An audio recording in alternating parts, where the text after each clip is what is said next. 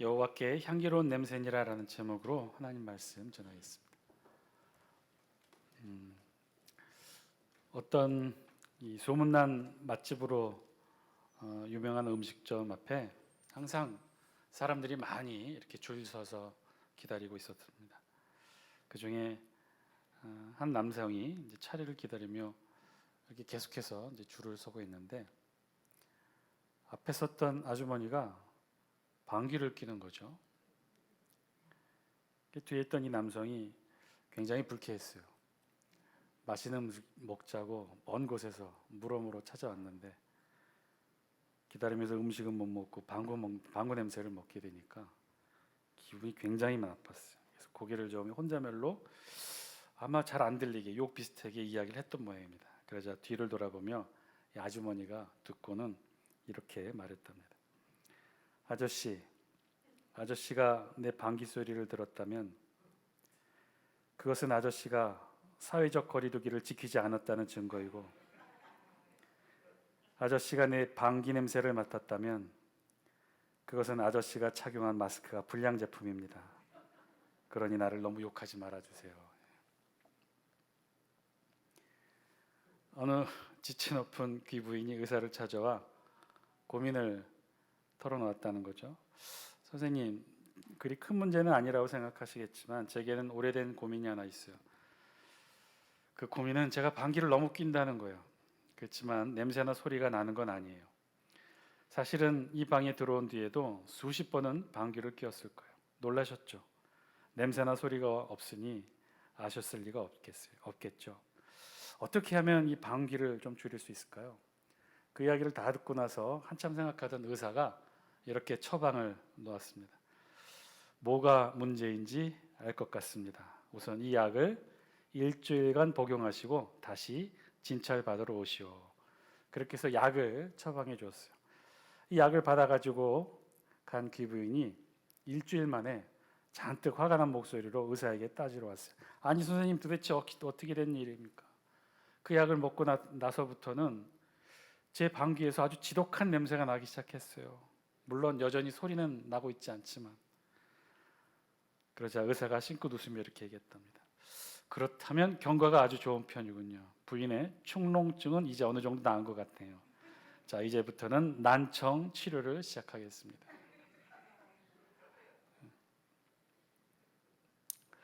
사실은 냄새도 못 맡고 소리도 잘 못 들었던 거죠. 실제 우리 냄새 하면 방귀 냄새를 떠올리는데 사실 이것만 지독한 게 아니죠. 우리 사람 몸에서 나는 냄새가 참 독하답니다. 그것을 예전에는 잘 몰랐다가 제가 딱 한 번 경험한 적이 있어요. 벌써 꽤 됐네요.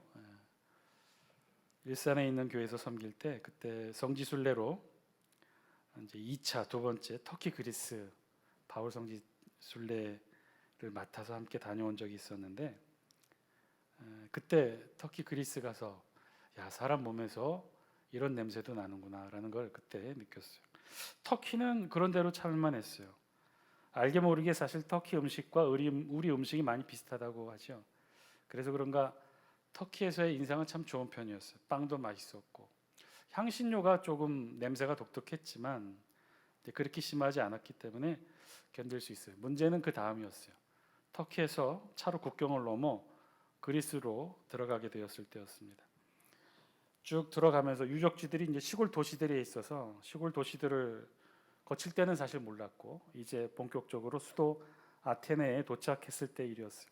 그동안 버스로 시골 지역, 유적지가 다 시골에 있으니까 시골 지역만 돌다가 그리스 수도 아테네에 들어서게 되니까 정말 장관이었어요.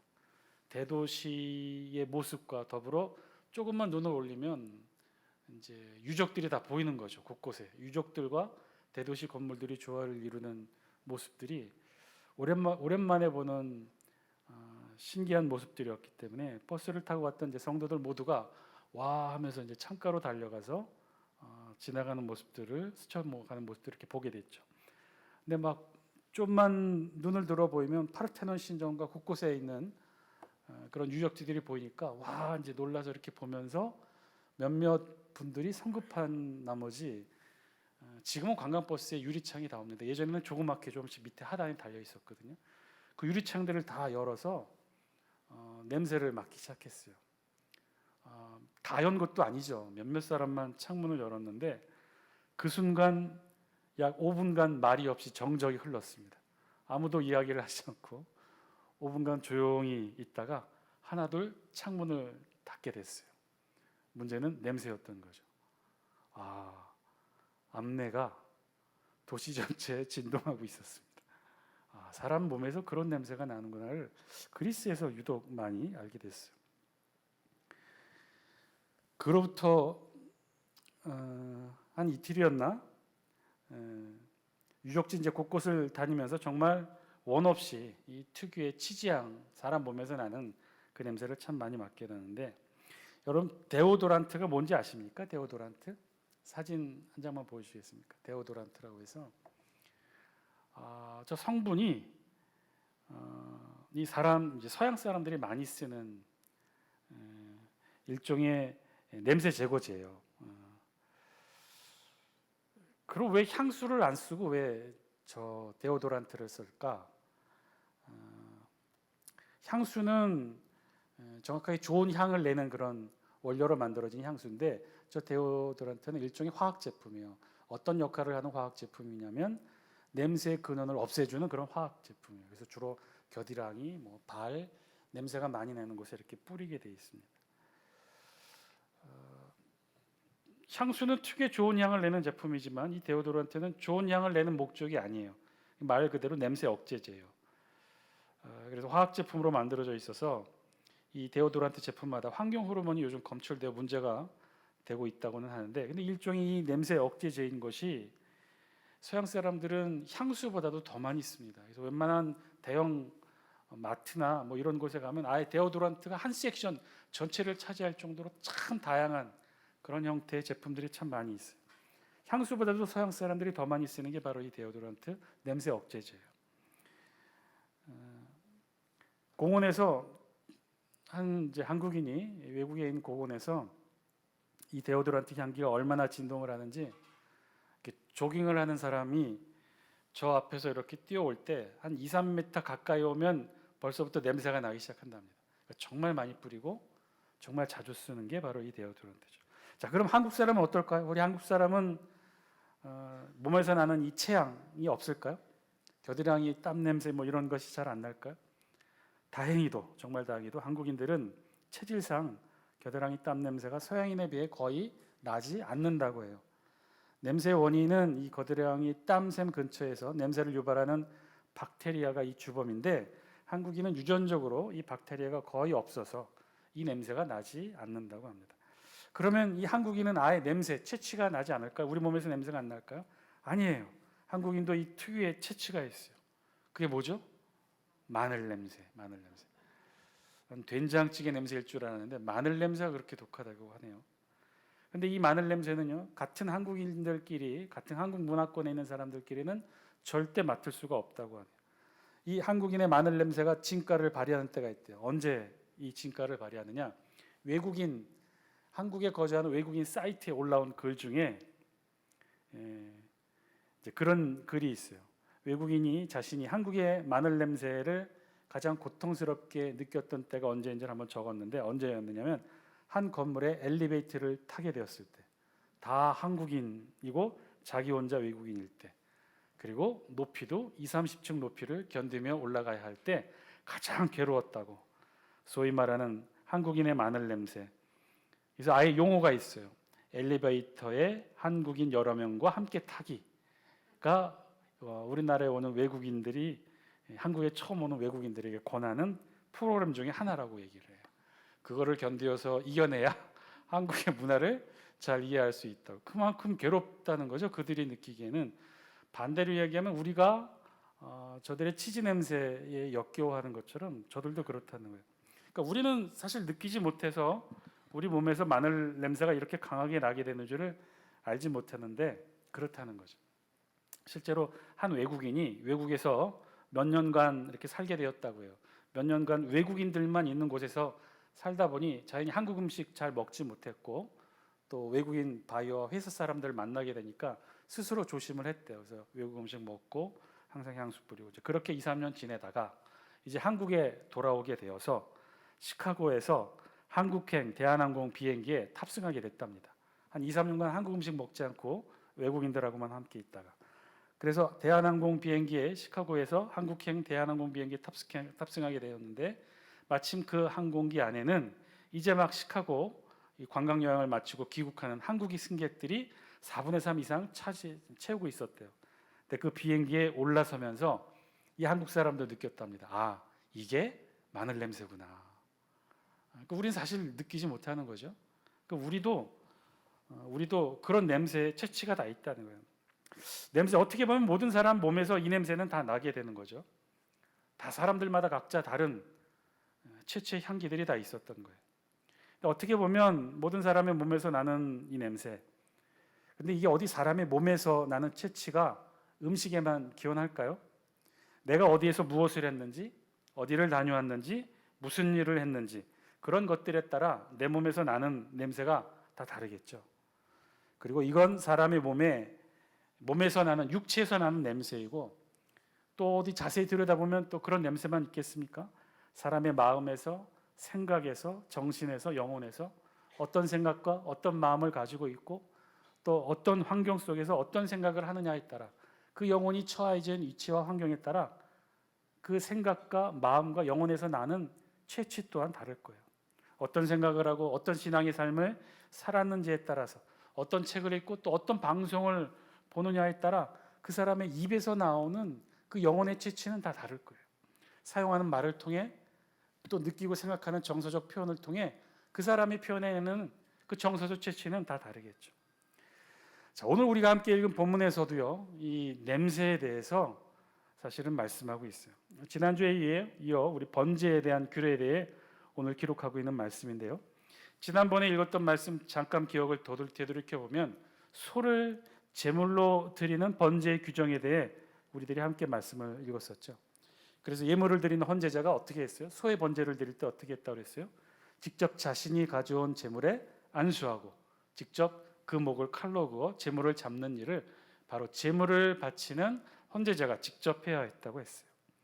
그렇게 제물을 드리는 헌제자의 이 죽음의 안수를 통해 헌제자의 죄가 제물로 전가가 되고, 그래서 그 제물의 피가 헌제자의 죄를 가리게 되는 그런 역할을 하는 게 소의 번제 제사의 역할이었어요.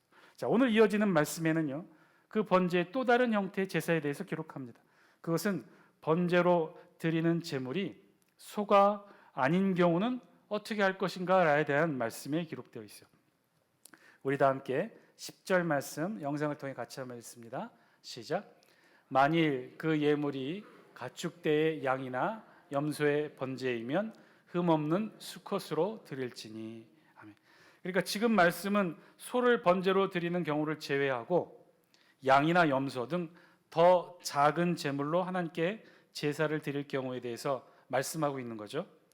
그런데 우리말 번역으로 좀 오해할 수 있는 부분이 있는 것이, 우리말 성경 그 10절 말씀 다시 한번 띄워주시면 10절에 이렇게 기록되어 있죠. 만일 그 예물이 가축대의 양이나 염소의 번제이면. 그래서 이 가축대의라는 이 말씀의 번역 부분이 좀 우리로 하여금 좀 오해의 소지를 불러일으켜요. 이 말씀을 잘못 이해하면 소를 제물로, 번제 제물로 드리지 않고 양이나 염소를 번제로 드릴 때는 그 숫자를 많이 해서 드려라, 혹시 이렇게 이해하실 수도 있는 부분인데, 그래서 10절 말씀에 보면 그 예물이 가축대의 양이나 염소의 번제이면 라고 이렇게 번역을 했는데, 실제 원어를 보면 이 때, 가축대에 해당하는 이 원어는 촌이라는 히브리어 단어를 쓰고 있는데, 이 단어의 기본적인 뜻은 여러 마리의 떼, 우리말 번역처럼 그런 여러 마리 무리를 의미하는 단어가 아니라 소처럼 몸집, 큰 몸집을 가진 짐승과 대조적으로 그 몸집이 작은 몸집의 이 가축을 가리키는 용어가 바로 이 촌이라는 단어고, 그 단어를 우리말 번역을 통해 이 떼라고 이렇게 번역을 했던 거죠. 그래서 그 원어를 다시 한번 살려서 번역하면 소보다 작은 짐승을 가진 가축의 번제, 즉 양이나 염소의 번제이면 이라는 뜻이에요. 자, 그러니까 이 말씀의 의미는 소의 번제는 소는 큰 제물이잖아요. 값비싸고. 그러나 그 소를 번제로 제물로 드리지 못할 형편에 있는 그런 백성들은 양이나 염소 중에서 번제로 드릴 수 있다는 거예요. 그래야 이제 14절 말씀도 우리가 이해가 되어지는데 14절에서는요. 그 예물이 양이나 염소보다도 더 작은 새 번제의 경우에 대해 설명해요. 우리 14절도 영상을 통해 같이 한번 읽어볼까요? 시작. 만일 여호와께 드리는 예물이 새 번제이면 산비둘기나 집비둘기 새끼로 예물을 드릴 것이요. 아멘. 그러니까 오늘 우리가 함께 읽은 본문 레위기 1장부터 1장 10절부터 끝까지에 있는 말씀은 소보다도 더 작은 짐승을 번제로 예물로 드릴 때 그 방법에 대해 기록하는 거죠. 소의 번제는 1절부터 9절까지 기록했고 이제 10절부터는 그보다 더 작은 예물, 그러니까 양이나 염소를 번제의 제물로 드릴 때, 혹은 그도 안 되면 이 새의 번제처럼 비둘기 새끼를 하나님 앞에 번제로 드릴 때 그 방법에 대해 기록하고 있는 말씀이에요. 자, 그러면 소의 제물이 아닌 그보다 작은 양과 염소의 경우에는 어떻게 하나님께 번제로 제물을 드려야 되느냐? 11절 말씀 우리 영상을 통해 같이 한번 읽습니다. 시작. 그가 제단 북쪽 여호와 앞에서 그것을 잡을 것이요 아론의 자손 제사장들은 그것의 피를 제단 사방에 뿌릴 것이며. 아멘. 자, 이 역시 소와 마찬가지로 헌제자가 제물을 드리는 헌제자가 직접 양과 염소를 잡게 했어요. 그런데 그 양과 염소를 잡는 위치에 대해 우리 성경이 기록했는데 제단 북쪽 여호와 앞에서 그것을 잡을 것이다라고 기록하고 있죠. 제단 북쪽은 어디를 가리킬까?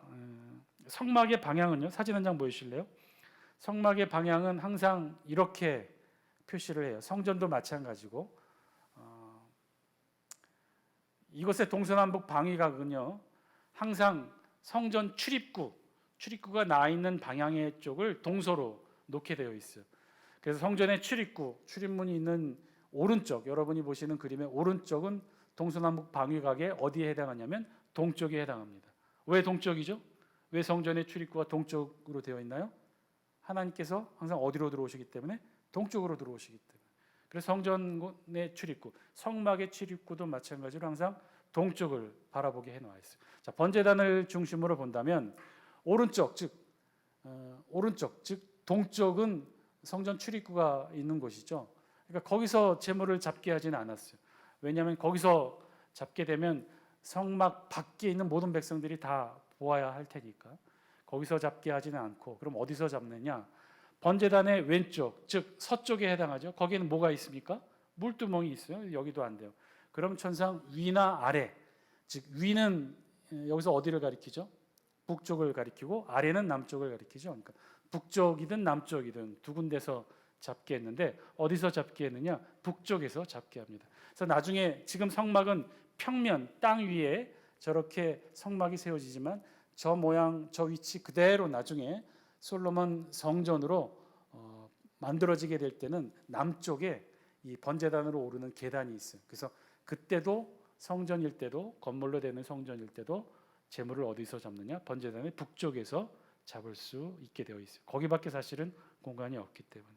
자, 하나님은 지금 제물을 드리는 헌제자에게 그가 드리는 양과 염소를 제단 북쪽에서 잡게 했어요. 제물을 잡는 것은 헌제자가 하도록 했어요. 그리고 아주 구체적으로 제물의 각을 뜨는 일까지 다 헌제자가 하도록 합니다. 우리 12절 말씀도 영상을 통해 함께 읽습니다. 시작. 그는 그것의 각을 뜨고 그것의 머리와 그것의 기름을 베어낼 것이요 제사장은 그것을 다 제단 위에 불 위에 있는 나무 위에 벌려놓을 것이며. 제사장이 하는 일은요, 각을 뜬 제물을 번제단 위에 올려놓는 일이라고 했어요. 그러면 실제로 이 과정 전까지는 다 누가 하는 거예요? 헌제자가 하는 거예요. 양과 염소를 제단 북쪽에서 잡고 그리고 가죽을 벗기고 그리고 각을 떼는 거예요. 각 부위별로 칼로 나누어서 조각을 내는 거죠. 그러니까 이 제물을 각을 뜨고 분해하고 해체하는 일까지 다 헌제자가 하도록 한 거예요. 그리고 나머지 제단 위에 올려놓는 일들을 제사장이 합니다. 그리고 소의 번제와 마찬가지로 내장과 정강이는 물로 깨끗이 씻도록 했어요. 왜 그렇죠? 내장은 소가 음식물을 먹어서 저장하는 곳이라 가장 부정하다고 여겼고, 그리고 정강이는 왜 꼭 씻도록 했죠. 제물이 마지막 죽을 때 제일 먼저 앞다리에 무릎을 꿇게 돼서 이 정강이에 흙이 묻기 때문에 이 내장과 정강이만 닦도록 했어요. 자, 그리고는 번제단에 올려서 전부 불살라 번제를 드리게 됩니다. 우리 13절 말씀 영상을 통해 함께 읽습니다. 시작.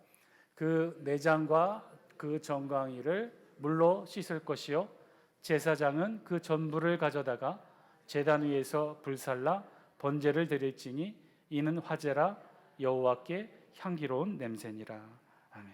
자, 그렇게 불살라지는 제물을 보고 우리 성경이 마지막으로 이렇게 기록해요. 이는 화제라 여호와께 향기로운 냄새니라. 자, 이후 14절 이후에서도요, 새 번제의 제물로 드리는 구체적인 방법에 대해서 역시 기록하고 있어요. 앞에 소나 그리고 양과 염소와 두드러진 차이점은, 소나 양과 염소는 그 제물을 잡는 과정에서 제물을 드린 헌제자와 제사장이 그 제사를 함께 집례합니다. 사실은 더 많은 부분 헌제자가 직접 제물을 잡고 가죽을 벗기고 각을 뜨고 분해하고 해체하는 일을 다 헌제자가 하도록 했죠. 그런데 새 번제만큼은 헌제자가 참여하는 역할이 거의 없어요. 새 번제만큼은 제사장이 그 모든 진행을 혼자 다 하게 됩니다. 먼저 새의 머리를 비틀고 제단 위에 그 새를 올려놓고 몸과 목을, 끊어진 몸과 목을 이렇게 계속 눌러요. 그래서 피가 나오게 해서 그 피를 번제단에 흐르게 합니다. 그리고 그 안에서 새 모이 주머니와 더러운 것들은 재해서 동쪽 재 버리는 곳에 던지고, 새 날개는 아주 찢지 말고 몸통에 붙어 있는 채로 그대로 제단 위에 불살라 번제를 드리게 하죠.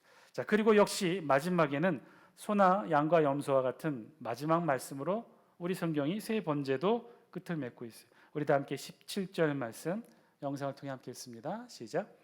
또 그 날개 자리에서 그 몸을 찢되 아주 찢지 말고 제사장이 그것을 제단 위에 불 위에 있는 나무 위에서 불살라 번제를 드릴지니 이는 화제라 여호와께 향기로운 냄새니라. 아멘. 번제를 불살라 드릴지니 이는 화제라 여호와께 향기로운 냄새니라. 자, 이 끝맺는 제사 제식의 말씀은 하나같이 다 똑같이 동일해요. 소의 번제도, 그보다 작은 양과 염소의 번제도, 그보다 훨씬 더 작은 새의 번제, 집비둘기 새끼의 번제도 마찬가지로 이 제사의 제식의 끝맺은 말씀은 다 똑같아요. 뭐라고 말씀하고 있어요? 이는 화제라 여호와께 향기로운 냄새니라. 이렇게 소나 양과 염소를 구체적으로 번제의 다양한 방법들을 허락하신 이유는 분명할 거예요. 헌제자 각자의 사정에 맞게 하나님께 예물을 드릴 수 있도록 나눠 놓으신 거죠. 자신의 사정에 맞게 소를 번제로 드릴 수 있는 헌제자의 형편이라면 소를 번제자로, 소를 하나님 앞에 제물로 드리고, 양과 염소면 양과 염소로, 그보다도 못하면 이 새 번제로 각각의 방법으로 나눠 놓습니다. 자, 그런데 소의 번제이든 양과 염소의 번제이든, 아니 그거보다 더 작은 새 번제이든 그렇게 드려지는 각자의 사정에 맞게 드려지는 이 모든 예물을, 그러나 하나님께서는 어떻게 받으셨다고요? 제물의 종류의 구별 없이 어떻게 받으신다는 거예요? 이는 화제라 여호와께 향기로운 냄새니라. 하나님께는 다 같은 제사로 향기로운 냄새가 된다는 거예요. 번제단의 역할은요, 사실 제물을 온전히 태워 소각하는 것만이 아니죠. 번제란 완전히 태워 없애는 것이 번제의 제사의 목적이 아닌 거예요. 번제란 온전히 태워서 완전히 다 없애버린다, 그런 뜻이 있는 것이 아니라 온전히 태워서 하나님께 드림이 되는 것이죠. 그럼 어떻게 하나님께 태워서 드림이 될 수 있는 것일까요? 우리 성경은 그 이유와 비밀을 향기로운 냄새가 된다라고 우리 성경에 기록해요. 자, 그렇게 번제단에 제물을 태우는 것이 하나님께는, 여호와 하나님께는 향기로운 냄새가 된다는 거죠. 그러면 질문이 생겨요. 어떻게 이 냄새가 여호와 하나님께 향기로운 냄새가 되는 것일까요? 여러분, 제물을 태우는 냄새가 향기로운 냄새일까요? 고기를 태우는 냄새, 고기를 태우는, 단백질 태우는 냄새이니 우리네 고깃집에서 굽는 고기 냄새와 같을까요? 정확하게는 같진 않아요. 왜냐하면 우리네 고깃집에서 태우는 고기는 어느 정도 양념되고 숙성된 고기라 또 우리가 먹을 수 있는 부분들을 굽기 때문에 더 맛있는 냄새가 나는데, 이 번제되는 온전히 다 태우는 이 제물에 타는 냄새는 그렇게 썩 구수하거나 맛나는 냄새만은 아니에요. 자, 자, 어쨌든 고기를 타는 냄새이니 그렇게 나쁘지 않은 냄새고, 또 고대 단백질 섭취가 그렇게 원활하지 않았던 고대인들에게 고기를 굽는 냄새는 좋은 냄새로 여겨졌겠죠. 그러면 하나님께서도 그런 냄새를 좋아하실까? 고기 타는 냄새, 그래서 맛있는 냄새이기 때문에 하나님께도, 여호와 하나님께도 그 냄새가, 번제단 위에서 제물이 타는 냄새가 향기로운 냄새라고 우리 성경이 기록했던 것일까요? 하나님 고기를 드시나요? 하나님 고기 맛을 아실까? 우리 하나님이. 그리고 그 냄새가 좋은 이유는요, 맛있게 익혀서 고기를 구워 먹게 되는 것으로 맛있는 냄새인 것이지, 다 태워버려서 숯덩이가 될 때까지 계속해서 다 태우는 냄새가, 마지막에 그 타는 냄새가 과연 우리가 느끼는 고깃집에서 나는 맛나게 고기가 있는 냄새일까요? 나중에 되면 다 숯 타는 냄새와 거의 비슷할 거예요. 근데 그 냄새가 우리 성경은 뭐라고 기록하면 향기로운 냄새라는 거예요. 제물을 다 태우는 냄새가 여호와 하나님께는 향기로운 냄새가 된다는 거예요. 어떻게 그럴 수가 있을까요? 소를 태우는 냄새, 양과 염소를 태우는 냄새, 비둘기를 태우는 냄새, 다 각기 다를 것이고 다 태우는 냄새가 다 다를 터인데, 그것이 어떻게 하나님께는 향기로운 냄새가 되는 것일까? 제물을 태우는 냄새이기 때문에 여호와 하나님께 향기로운 냄새가 되는 것은 아니었어요. 그것이 고기, 단백질을 태우는 냄새이기 때문에 그것이 여호와 하나님께는 향기로운 냄새가 되는 것이 아니라는 거예요. 제물의 종류가 다 다르고 결국은 다 태워야 하는 냄새가 맛있거나 좋아서 향기로웠다는 것은 아니었겠죠. 여기에는 사실 따로 이유가 있어요. 이 냄새가, 번제단 위에서 제물이 태워지는 냄새가 여호와께 향기로운 냄새가 되는 이유는 따로 있었어요. 그것은요, 바로 하나님의 말씀대로, 여호와 하나님이 정하신 대로, 여호와 하나님의 방법대로 이 땅을 살아가는 우리 인간이 그 하나님의 말씀대로 순종하며 행해졌던 그 모든 순서와 절차의 마지막 모습이 번제단 위에 타오르는 연기로 하늘로 올려지는 모습이기에 하나님이 그 모습을 보시고 향기로운 냄새라 이렇게 말씀하셨던 거예요. 일평생 죄를 지으며 살아가는 인간들이 늘 미워하고 시기하고 질투하고 늘 자기 멋대로 살아가는 인간들이 그래도 약속된 하나님께 나아와 자신의 죄를 고백하며 하나님이 정하신 장소에서 하나님이 정하신 제물로 하나님이 정하신 방법대로 그렇게 드려지는 제사의 향기를 하나님은 그래서 그 향기를 향기롭게 여겼다고 말씀하셨던 거죠. 그 냄새를 하나님은 기뻐하셨던 거예요. 즉 오늘 본문에 양과 염소 또 이 비둘기 새끼의 번제에서 제물이 타고 있는 냄새가 여호와 하나님께 향기로웠던 것이 아니라 그렇게 하나님의 말씀대로 하나하나 순서를 지키며 하나님께 순종한 헌제자의 모습을 보면서 하나님은 향기로운 냄새로 맡게 되셨다는 거예요. 즉 하나님 앞에 향기로운 냄새라는 것은요, 번제단의 제물이 타는 냄새가 아니라 그 제물을 드리기까지 헌제자의 수고와 노력에서 나는 냄새였던 거죠. 때가 되어 제사를 기다리며 가족과 함께 제물을 준비하고 온 가족이 성막에 나아가 하나님께 우리 몸을 보여드리며 하나님 앞에 제물을 올리는 것, 하나님의 말씀과 순서와 방법과 절차대로 하나하나 그 모든 절차들을 다 지키면서 그렇게 번제단 위에 올려진 헌제자의 그 제물을 보면서 하나님은 그 헌제자와 그의 가족이 하나님 앞에 나오는 그 정성과 온전한 순종의 모습을 통해 그 모든 제사를 향기로운 냄새로 맡으셨던 거죠. 하나님께 향기로운 냄새의 근원은요, 제물이 타는 냄새가 아니었어요. 단백질이 타는 냄새가 아니라 우리의 순종의 냄새였던 거죠. 하나님의 말씀에 대한 순종, 하나님 은혜에 대한 순종, 하나님 뜻에 대한 순종, 하나님이 원하시는 방법대로, 하나님이 원하시는 장소에서, 하나님이 원하시는 시간에 드려지는 우리의 순종의 모습이 하나님께는요 가장 향기로운 냄새가 되었다는 거예요. 2000년 전 이 땅에서도 가장 아름답고 향기로운 제물이 번제단에 올려져 하늘로 향하는 냄새가 되었습니다. 여러분, 그가 누구일까요? 그 제물이 누구일까요? 예수 그리스도. 그런데 여러분, 그 예수 그리스도 2000년 전 골고다 언덕에서 예수님께서 드려진 그 번제단의 제물이 어떤 모습이었나요? 예수님의 피와 살과 낭자한 십자가에서의 피 흘림의 처절한 죽음 아니었습니까? 가까이 가서도 아마 피 냄새가 진동했을 거예요. 죽음의 고통 소리가 난무했을 거예요. 그 골고다 언덕 그 현장에서 나는 그 냄새는 죽음의 냄새예요. 역한 죽음의 냄새, 피와 땀에 엉겨진 그 냄새. 사람이 마지막에 죽어가면서 사실은 그 몸 안에 있는 모든 것들을 다 쏟아낸다고 하지 않습니까? 피와 땀의 냄새뿐만이 아니었을 거예요. 거기는 그 인간 자체가 내뿜을 수 있는 온갖 몸 안에 더러운 것들의 냄새까지 다 포함된 냄새였어요. 여러분, 그 죽음의 자리에서 나는 냄새가 뭐 좋은 냄새였겠습니까? 땀과 피와 몸에서 쏟아내는 온갖 역겨운 체액들이 범벅이 되어 풍기는 그 죽음의 냄새일 터인데, 그 냄새가 어떻게 하나님께 향기로운 냄새가 되었을까요? 그런데 2000년 전 이 땅 골고다 언덕에서 예수님이 제물이 되어 풍기셨던 그 냄새가 하나님께는 수천 년 구약과 신약을 통해 하나님께 올려진 제사 중에 가장 향기로운 냄새가 되었어요. 왜 그런가요?